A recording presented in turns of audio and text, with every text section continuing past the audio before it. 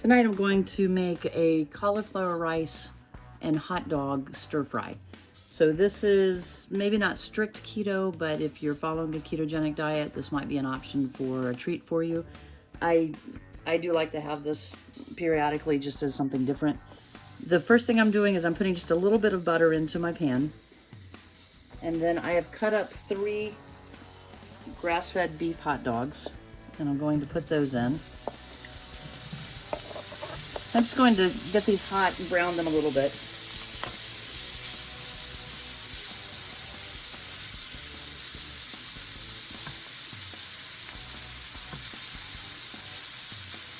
I'm trying out a new tool in my kitchen tonight.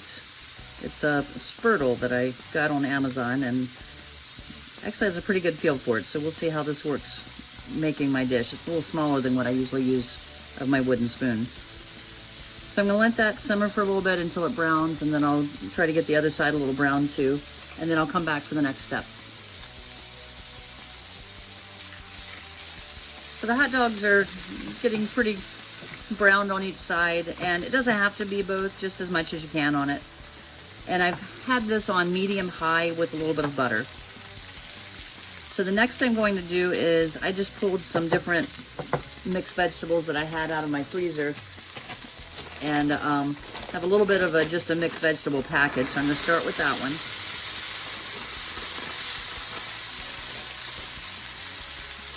And then I like peas, so I'm going to add a little more peas to it.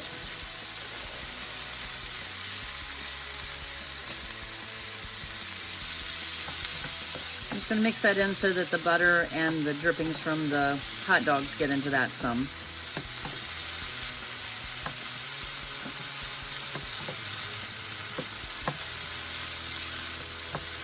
And there's no magic amount of what you add to this. It depends on how many vegetables you want mixed in.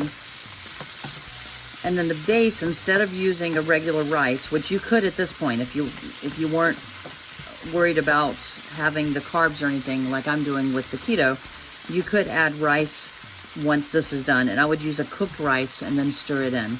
But instead, I'm going to make this all vegetables with the hot dog. So I'm going to add cauliflower rice. And I have a package of frozen cauliflower rice that I'm going to use. And this package is 12 ounces, so I'm going to use the whole thing. Again, depends on how much you want to make of it. You could just do one hot dog and a little bit, but I probably will have a little bit of this for lunch tomorrow as well, so I'm going to go ahead and make all of it. So this needs to steam a little bit, so I'm going to turn it down to medium or medium-low, and I'm going to cover it for a few minutes and let it get hot in there, and then I'll come back.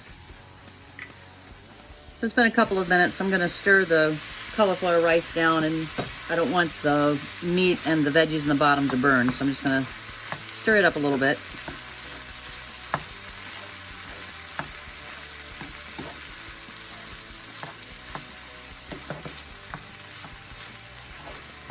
And most of it has thawed now. There's just a little bit that was on the top that's frozen now.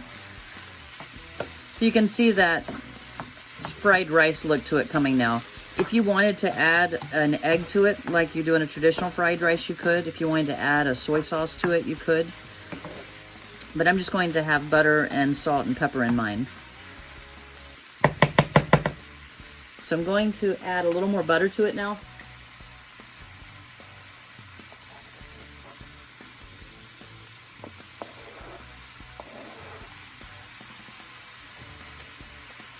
And some salt and pepper.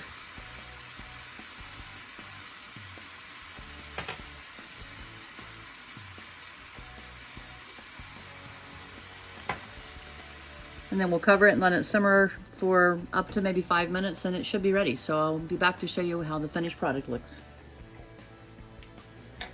So it's been several minutes since I put the butter in, so let's see where we are with this. And I think it's about finished. So the butter is melted in there. I don't want it to go too long or the cauliflower rice will get too mushy. So at this point, I think it's ready to serve. So I'll show you some pictures of it in the bowl at the end here. But just some notes that you could do. The vegetables, you could make them whatever vegetables you want. So if you've had different leftover vegetables during the week, you could throw those in instead of using the frozen vegetables as I did. The meat does not have to be hot dogs. You could use any leftover meat that you want to just dice up and put in.